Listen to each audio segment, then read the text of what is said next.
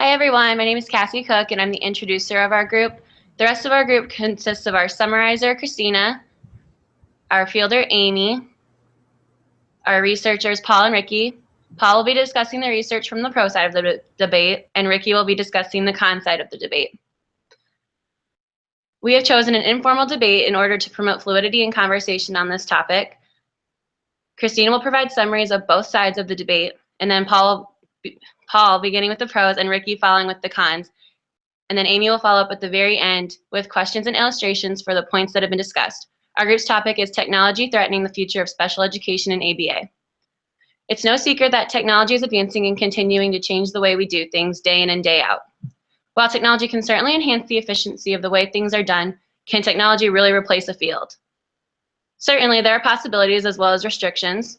Throughout this debate, you will be informed about technology and the way it could potentially impact the future of ABA and special education as a whole.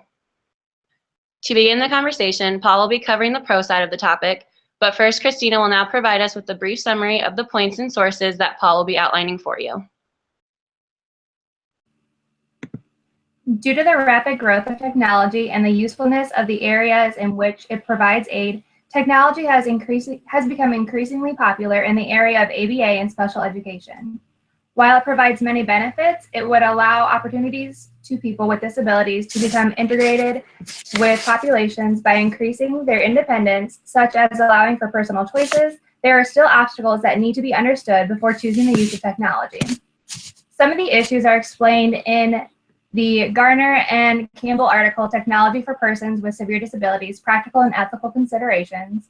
Some of the obstacles discussed in the article are regarding misuse of technology available, such as replacement of teacher and learner interactions, malfunctions within devices, whether regarding the device or the application within the device, the high cost of implementing the technology programs, and the use of technology as a means of increasing opportunities to interact with others and not to replace human contact.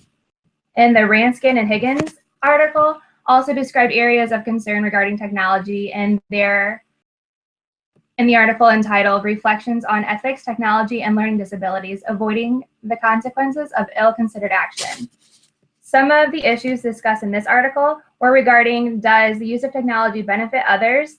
Some of the skills are generalized better when taught without technology, and implementation need to be based on educational models and valid research.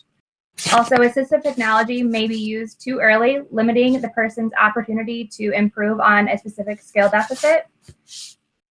Is the use of technology just? Justice requires equal access. However, some individuals may not have access to the technologies due to the variety of reasons, such as issues regarding their disability and also cost.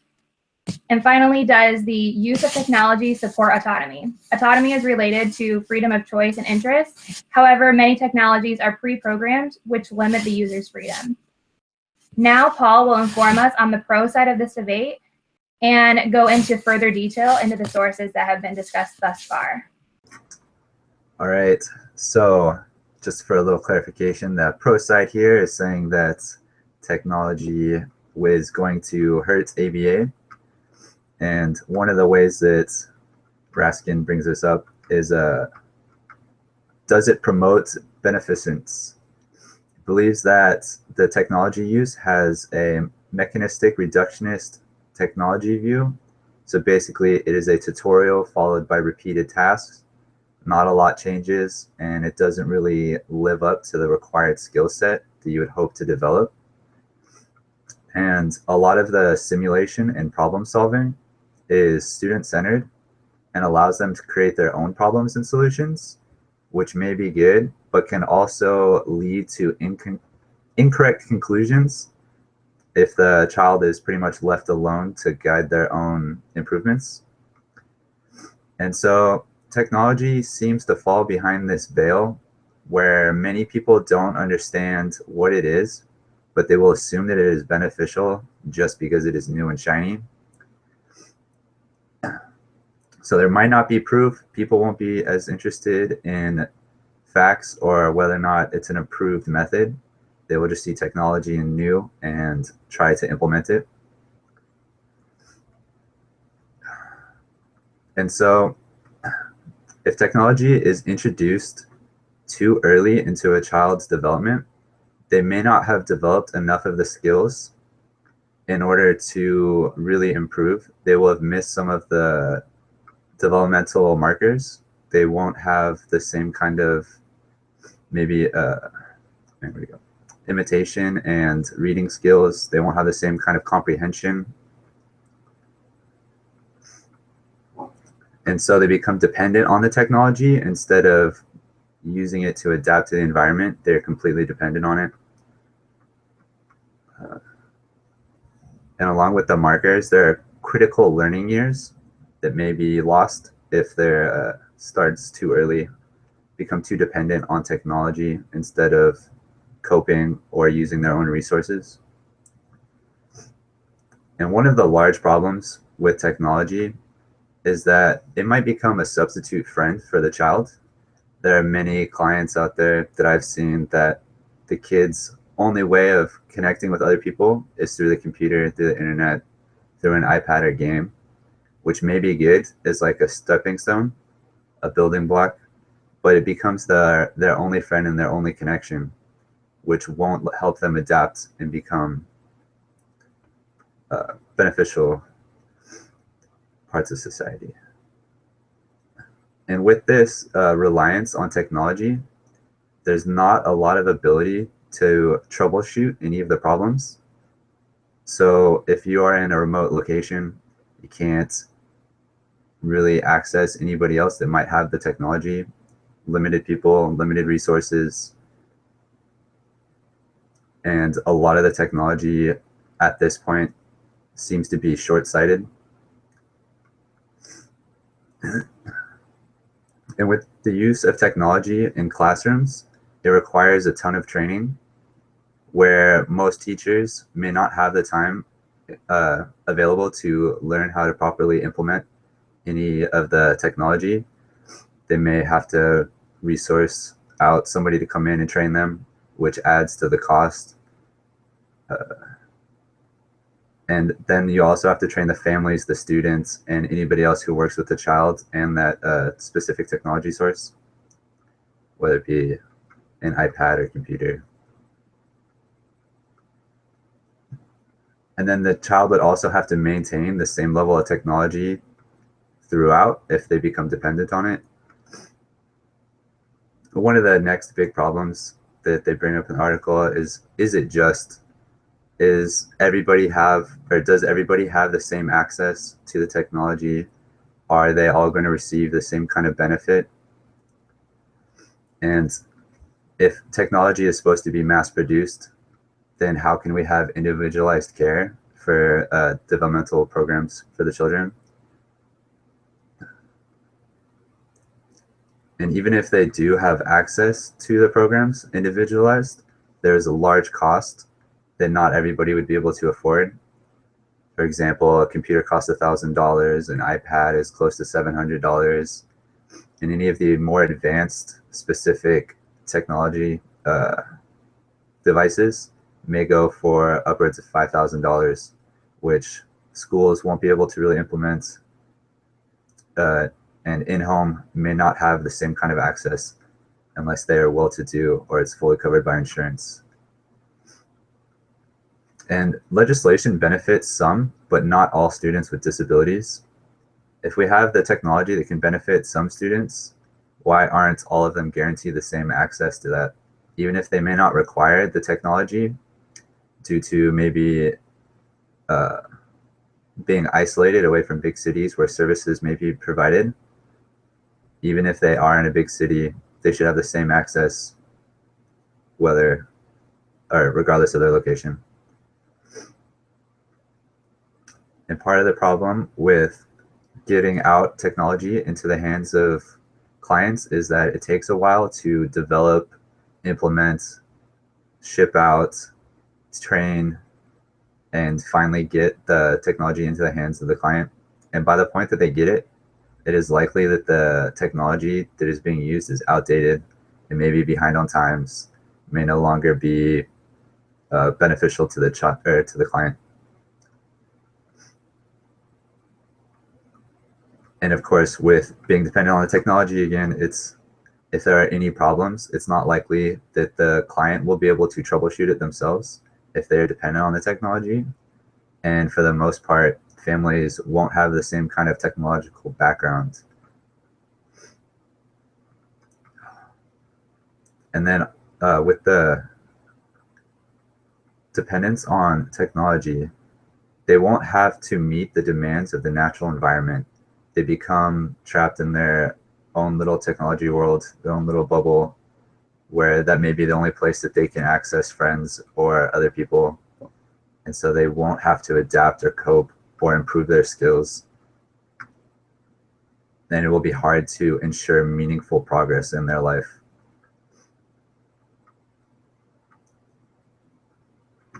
And then also, the next big question is whether or not it promotes autonomy.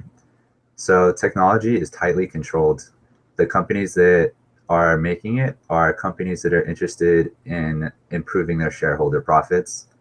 They may be interested in helping other people, but their main goal is to make money for the most part. So their idea would be to mass support and mass implement some kind of, whether it be an app or just a device that helps them communicate. And so while it may be tightly controlled, because programming technology is very if-then, continuously following a script, and most of the students would benefit from a rigid schedule or not having as many opportunities for change, it is also likely that this would have detrimental effects because they wouldn't have to face any of these problems and they wouldn't have any room for changing their opinion or learning something new. It would only be step by step, one thing at a time. Also, the use of the technology creates or promotes passive interactions. They're not interacting one-on-one.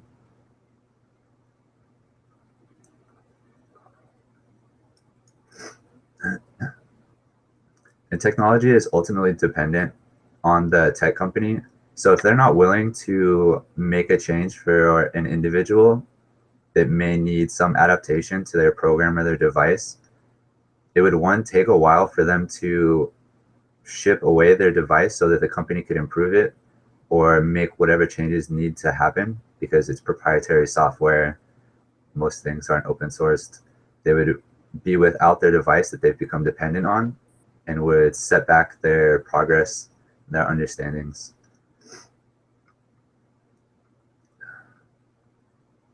And just with the reliance on the technology, again, they just really can become isolated and they won't have to learn how to interact with others.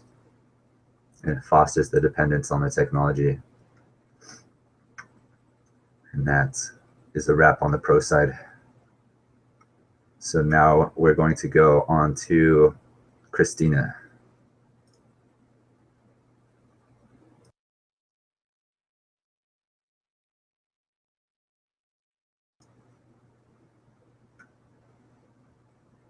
Christina? All right, well, that was the pro side of our debate. And now we will start discussing the con side of our debate.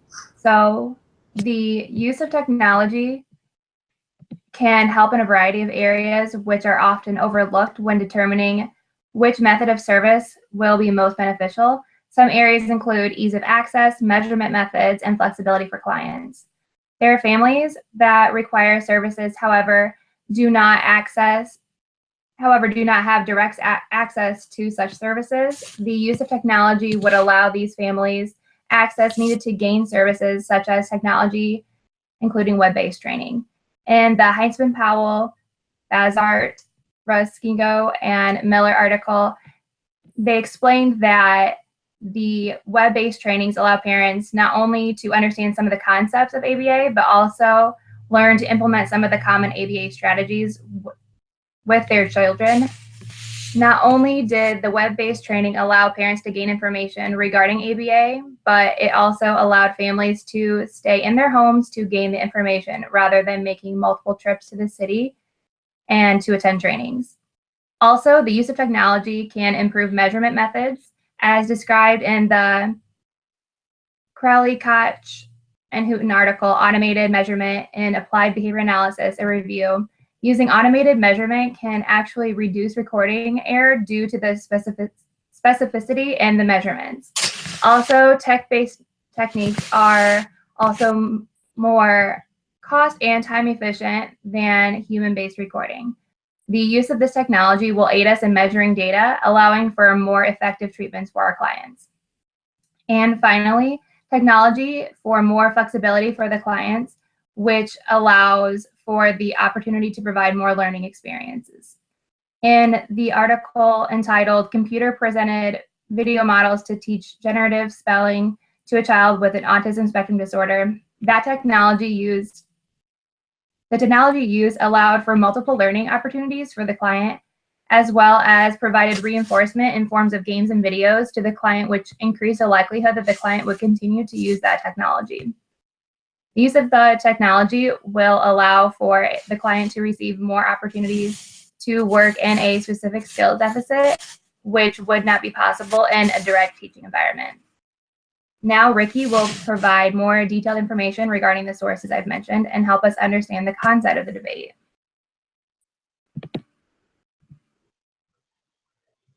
Thank you, Christina. All right, so the first article I'm going to go over is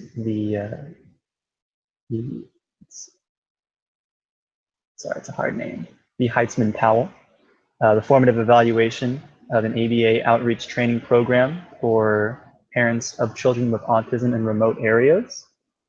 So the big picture of this article is I want to find out if web-based training is actually an effective method for teaching ABA. There are a lot of families out there that don't have direct access to behavioral services. They can either be living very far away, or there's not a location or any services that are in their area. It requires them to go sometimes many miles to get to a behavior service. And sometimes there just are no behavior services within their driving distance. So it can be very difficult to even learn about ABA, let alone get therapeutic help from people that understand ABA. So in this article, they try to evaluate, with a web-based training program, can we teach parents how to successfully implement ABA in their own home and teach them ABA strategies. And it was found that through using the web-based training program, parents were able to significantly increase their understanding of ABA by something like 39%, and also increase their ability to implement ABA strategies effectively by something like 41%. So about 40% boost in their effectiveness of helping their child using these ABA services or using these ABA strategies. And this is huge. This is it can definitely be said that we should always strive for in-home therapy to be like the standard of what we should shoot for helping these families out. You know, one-to-one session with a child, it can be very, very beneficial. We understand that. But sometimes, due to the remoteness of the family, this may be a less than ideal method of getting ABA help, but it's a something is better than nothing approach, and it's been showed that it's not even something. It's a 40% increase. That's pretty significant, and that's pretty important to helping these families out. Let's see. So that was the first one. Let's quickly move on to the second article.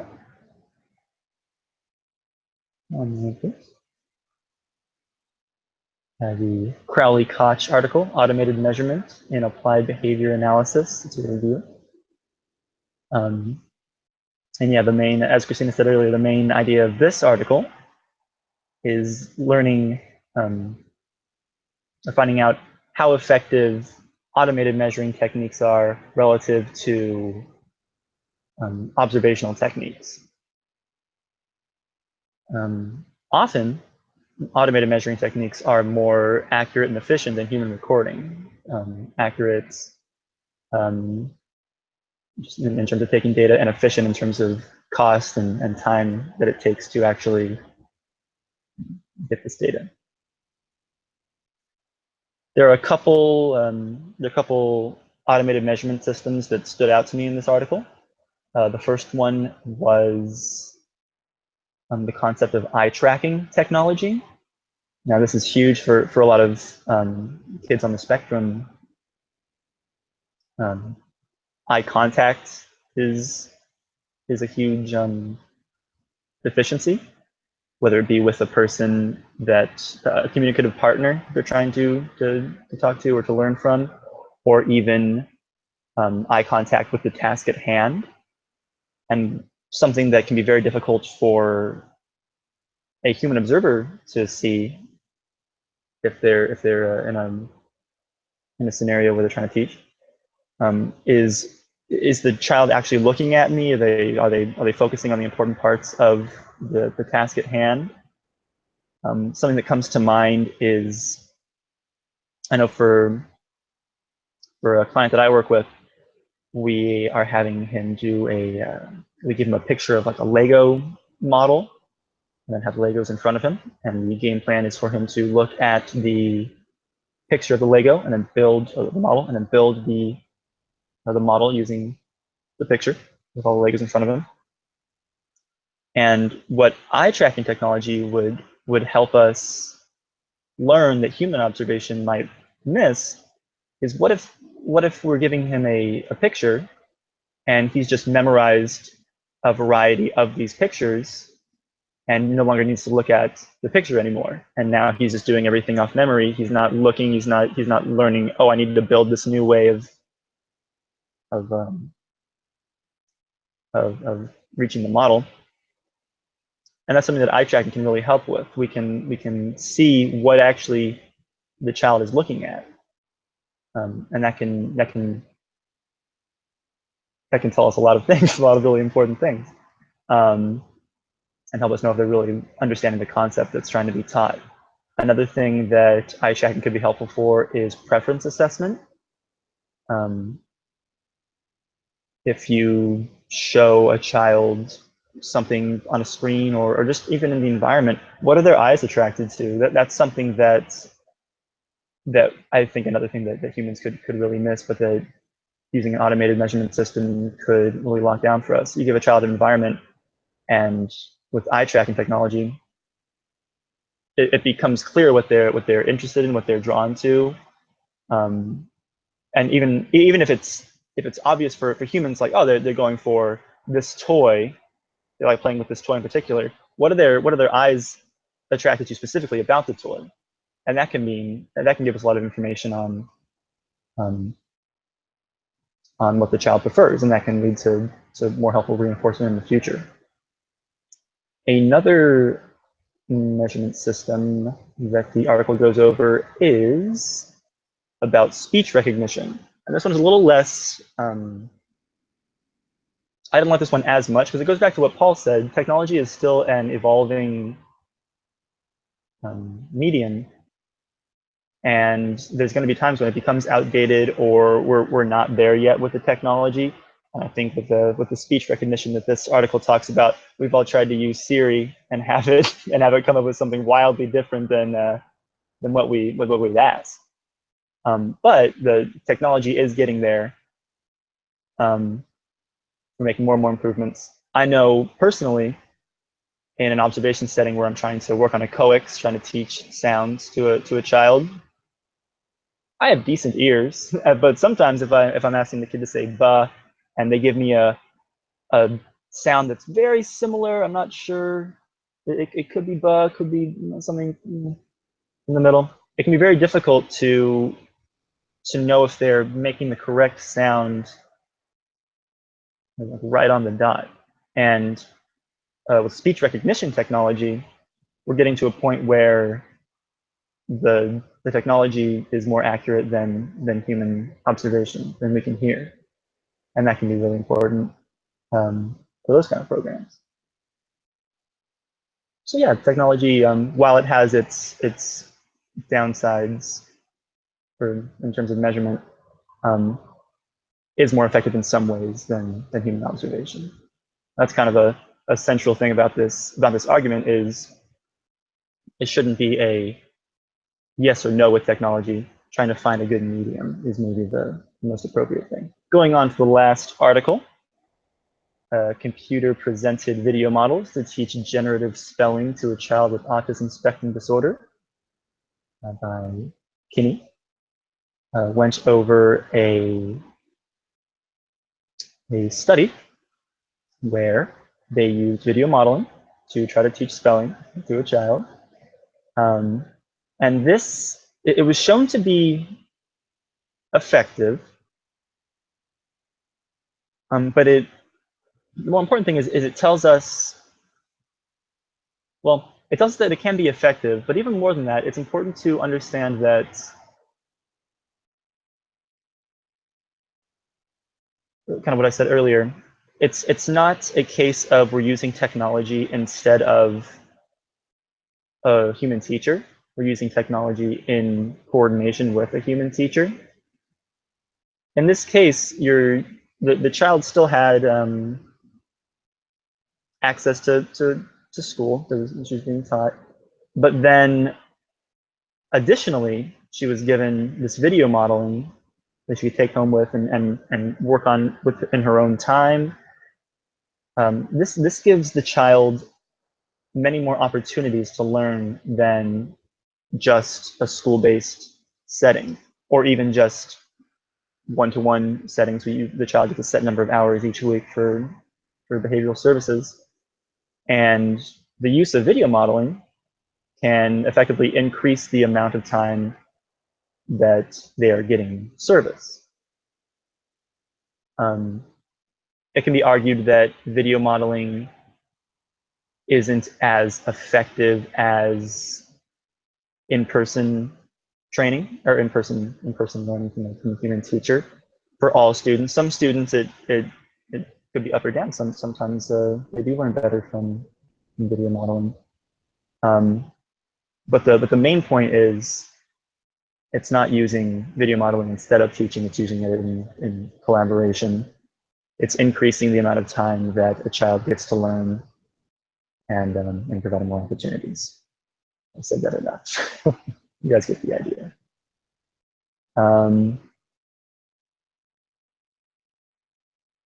Yeah, main idea behind technology actually being beneficial to learning, to ABA, is it's helpful for remote populations, for people without access to easy services.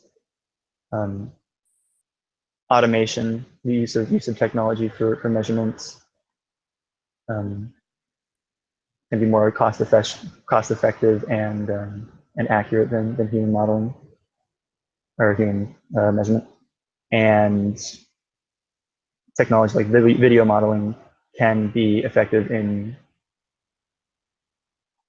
giving a child more opportunities to learn. And that's the con side of the argument, arguing for technology. And I will pass it back to Christina again. This is actually me, but that concludes our research portion of our informal debate. So thank you, Paul and Ricky. It's time for the question and answer segment, which will be conducted by Amy. And at this time, she will also present illustrations for both sides. And Paul and Ricky will provide answers for her questions that she's about to ask. So we'll bring it to Amy.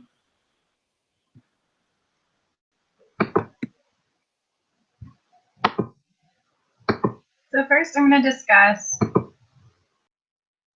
some of the automated measurement systems that was just discussed from the article. So it's been mentioned eye tracking. This some of the pros and cons, and we had talked about how the cost of technology as well and who should be responsible for that cost. So eye tracking has its pros of the precise measurement of ocular behavior, but the price is between $20,000 to $30,000.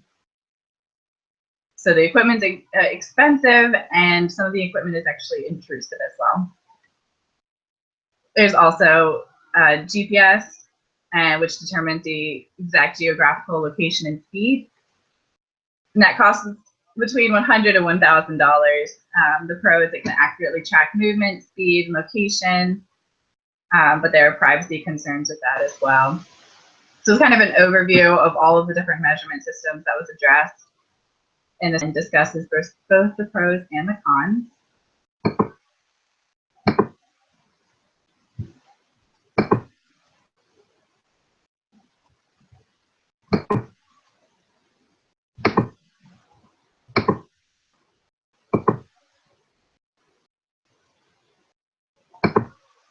And then here is an illustration of the video modeling that was discussed as well.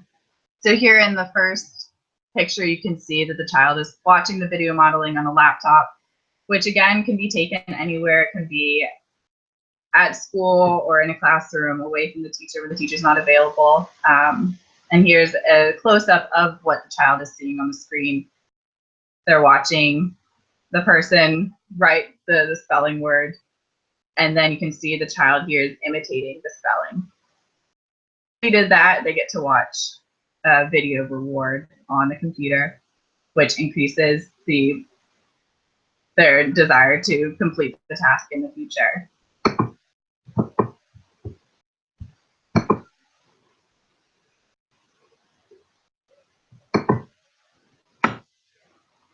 And now I have a few questions for both sides.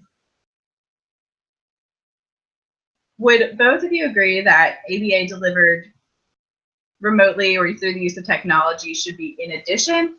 And is there anything that could solely be delivered using the technology that we've discussed? So I think that ABA should delivered remotely should only be in addition. It should only be something that's an assistive technology, something that helps supplement what's already going on. I don't know if there's anything that can specifically be delivered remotely and only via some technology like tele-ABA or through a device. I don't think that there's enough technology currently available for that to work out. There needs to be some human interaction, or else their goals, I think their goals would be different if we only expect them to be able to use technology instead of working with others. What about you? I agree that that an assistive approach would be the most what we should shoot for, but there are definitely situations where a family cannot get behavioral services in person due to where they live. Autism isn't something that affects only like a certain country in the world. There's places out there where there's families with a child with autism where they have nothing next to them, and it would be very, very burdensome to have to travel to a behavioral service location to get help, or for a behavioral service to travel out to them to get them help. And that goes back to the something is better than nothing argument. That I definitely agree that we should shoot for using tele-ABA in addition to in-home therapy with an actual person. But when that's not possible, I think that tele-ABA by itself should definitely be considered. Okay. And Paula, is there a certain line you could put up saying that this should not occur, this should not take place remotely, either ethically or it's just not possible to do? Well, I definitely think that if there's a client that has any kind of SIB or any like aggressive behaviors that need to be worked on, I don't think there's any way that you can really change these behaviors without a physical presence there. Other than that, I think assessments, you need to have somebody present to really observe. I know that they are working on that now with even diagnosis, that they've dropped it down to like a 4-minute process where there's a few like 30-second clips that are uploaded and they can diagnose from that little information. So I think it's too early to really say that it should never be done, but definitely with current understandings, I don't think that assessments or any real behavior intervention plans should be done in person or should be done over technology. And If that's more fair. services yeah. begin being, oh, sorry, go ahead. Oh, it's all good. I didn't want to butt in. But yeah, I was just agreeing with Paul that that it should be really, when SIBs come up, it's going to be very difficult to deal with those. But that's kind of the idea behind tele-ABA, is to teach the people in the home how to deal with this. It's not going to be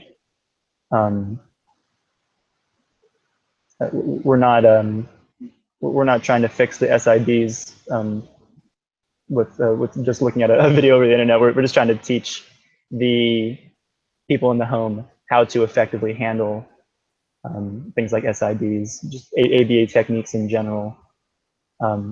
That's the game plan behind tele-ABA, I think. So if more services begin being delivered remotely or through technology, do our ethical guidelines need an update?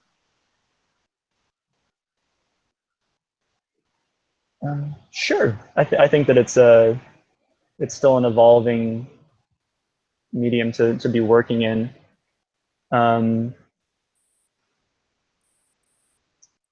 Ethically, I think that due to the nature of the internet, you can get probably look up online and get a ton of information about what to do with your child with ABA that's of questionable merit. So ethically, I think it's very important to create standards of what goes into a remote program, what has been found to be effective, what's been found to be ineffective, and base your tele-ABA against those standards.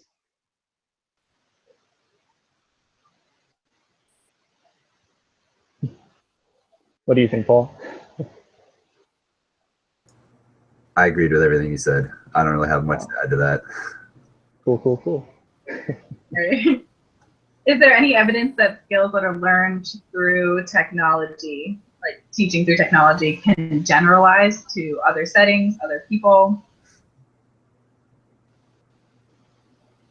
I guess, yeah, generalization is a big issue that technology could harm. I liked Paul's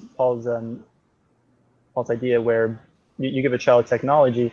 That's a situation where they're not learning from a human, and a big thing about autism is communication deficits. You give a kid an iPad instead of a person, that's not helping them communicate with the people in the environment. So generalization, I think, is a weak point of technology. I think video modeling showed that it can be effective in teaching, but it goes back to Paul's idea of, if we're just using technology instead of having it be assistive in coordination with a human teacher, there are going to be some problems that come up, and generalization is one of those. But the important thing to remember also is that technology should be thought of as an assistive strategy whenever possible. There's going to be some edge cases where technology is the only option for some people, like the tele-ABA I talked about earlier with the remote families. But I think that when used in coordination with a human teacher, it could actually probably help generalization, just due to the fact that it's more teaching being done, more opportunities for learning. Do you feel we're risking individualization of treatment, other services? I think that it depends on the technology being used. I think that some technologies that I've seen things like Proloquo. I don't know if you've ever seen that. It's a communicative app for the iPad. It's basically screen full of pictures, words that the child can learn to use, and it speaks out the words that were said. And it's true that it's mass produced in a way, like every kid would get the same program. However, it's highly variable. It's highly you can manipulate what goes on the screen, and it can be tailored. I think a big thing about technology that has to be continue to be worked on is the ability for it to be tailored to the individual. I think you bring up a valid risk, but I think technology is getting to the point where it can be manipulated by the people in charge of the intervention to be used specifically for that individual.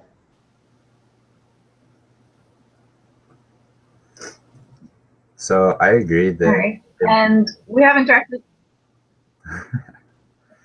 So I kind of agree that it might reduce the individualization, but at the risk of, if the client's not going to get any services versus maybe having a not so tailored individualized treatment, it may be better that they just have access to it and they can train, like Ricky said, train the families to know how to implement and at least get services somewhat started, so that they're not just left alone, left behind. And you really get a benefit out of having more individuals served. But like Ricky said, that they're working towards being able to really tailor individualized programs, like the applications that are there. But it does take time, and it would be time that the behavior analyst or teacher would have to spend learning how to use the device, and then learning what needs to be tailored specifically for the client. So it may be taking away from the individualization now, but I think in the future it'll definitely be a much easier process.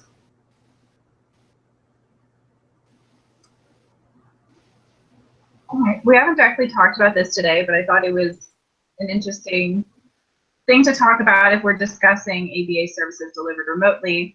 What about those who are seeking national certification for ABA that don't have a supervisor in their vicinity and instead do remote supervision? How do you guys feel about that?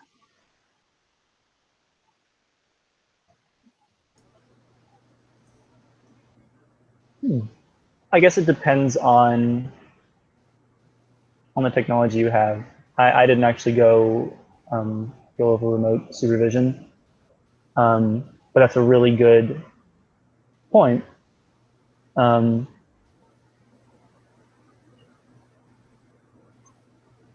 I guess if you'd have to train the supervisor and also the person doing the in-home therapy how to efficiently set up a way that the session could be viewed.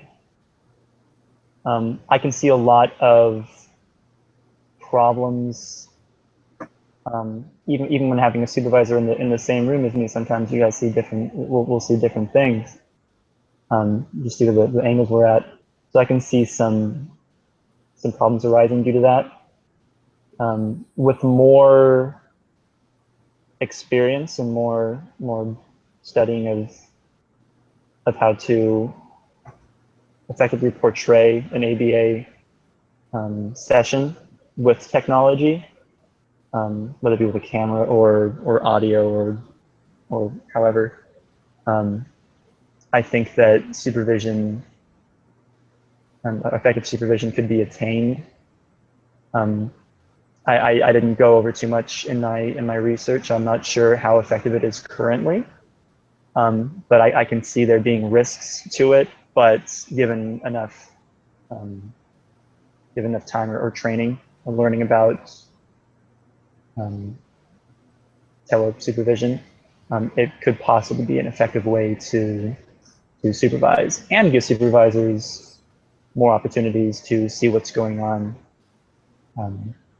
with their clients. So kind of I'm still up in the air on that one.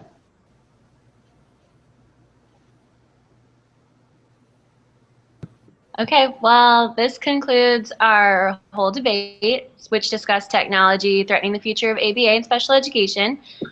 Hopefully you finished this debate with more knowledge on the subject, as well as formed your own opinions. Time to watch us.